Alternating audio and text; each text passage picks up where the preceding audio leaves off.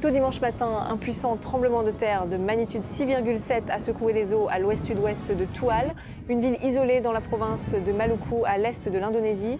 La secousse a été ressentie dans toute la région et a déclenché des mesures d'urgence. Selon l'agence indonésienne de météorologie, BMKG, le séisme s'est produit vers 3h41 du matin, à environ 155 km de Tual, sous la mer, à une profondeur de 41 km. Ce tremblement de terre est lié au mouvement complexe des plaques tectoniques indo-australiennes et pacifiques. Les habitants de Tual et des zones voisines comme Langur, Kekessil et certaines parties des îles Aru ont ressenti des secousses fortes qui ont duré environ 15 à 20 secondes. Beaucoup de personnes ont été réveillées par un grondement profond et ont vu leurs meubles bouger ou des objets tomber. Les autorités ont rapidement envoyé des alertes aux zones côtières, bien qu'aucune alerte au tsunami n'ait été officiellement déclenchée.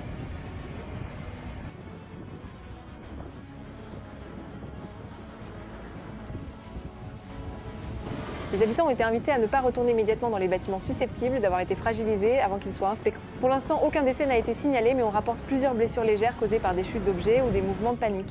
Les écoles, les marchés publics et les bureaux administratifs ont été fermés temporairement pour permettre des contrôles de sécurité sur les bâtiments. Dans certains villages isolés, les communications ont été brièvement coupées, mais la majorité des services ont depuis été rétablis. L'Indonésie est située dans une zone très active en séisme appelée la ceinture de feu du Pacifique. Les tremblements de terre y sont fréquents à cause des mouvements des plaques tectoniques. Celui qui s'est produit ce dimanche est l'un des plus puissants enregistrés dans la région de Maluku ces derniers mois. Il fait partie d'une série de secousses récentes observées dans la mer de Banda, ce qui inquiète les géologues, car cela pourrait annoncer d'autres secousses à venir. Les premières observations indiquent que plusieurs bâtiments, notamment des maisons anciennes, des écoles et des bureaux locaux, ont subi des fissures.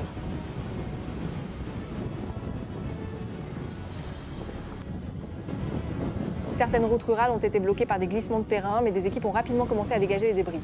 Le port de Tual a suspendu temporairement ses services de ferry par précaution. Aucune panne n'a été signalée à l'aéroport local où les vols ont repris, bien que sous surveillance renforcée.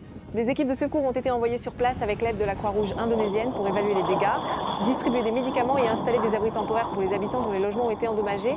Le président indonésien a été informé de la situation et l'Agence nationale de gestion des catastrophes, appelée BNPB, s'est engagée à fournir une aide rapide, du soutien logistique et des ressources supplémentaires pour les communautés touchées.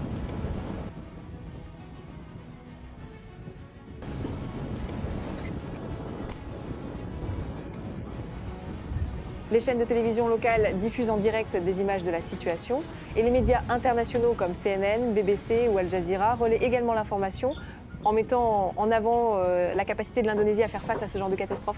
Les sismologues préviennent qu'il pourrait y avoir d'autres secousses dans les jours qui viennent, possiblement d'une magnitude de 5 ou plus, même si elles devraient être moins fortes. Les citoyens sont appelés à suivre les consignes de sécurité comme se baisser, se protéger et s'accrocher pendant les secousses. Le séisme a attiré l'attention de plusieurs pays voisins, comme l'Australie, la Papouasie-Nouvelle-Guinée et les Philippines, qui surveillent également les éventuelles répercussions. Les centres de surveillance de la région suivent l'évolution de la situation en temps réel. Sur les réseaux sociaux, les hashtags comme #TualEarthquake ou #IndonesiaQuake se sont multipliés avec de nombreuses vidéos montrant des lampes qui balancent, des routes fissurées ou encore des interventions d'urgence. Cette diffusion rapide de l'information a permis de mobiliser du soutien et de mieux informer le public, en Indonésie comme ailleurs.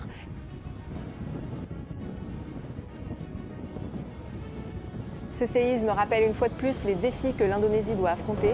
Le gouvernement continue d'investir dans des infrastructures résistantes au séisme et des programmes communautaires travaillent à sensibiliser les populations et à les préparer à réagir correctement. Pour les habitants de Tual et de la région de Maluku, ce tremblement de terre est une nouvelle preuve de la force de la nature qui fait partie de leur réalité quotidienne. Même si les dégâts sont pour l'instant limités, la possibilité de secousses plus fortes à l'avenir souligne l'importance d'une préparation à long terme. Alors que les replis continuent dans la mer de Banda, la résilience et la solidarité des habitants de Tual sont essentielles pour se remettre et affronter ce qui pourrait venir ensuite.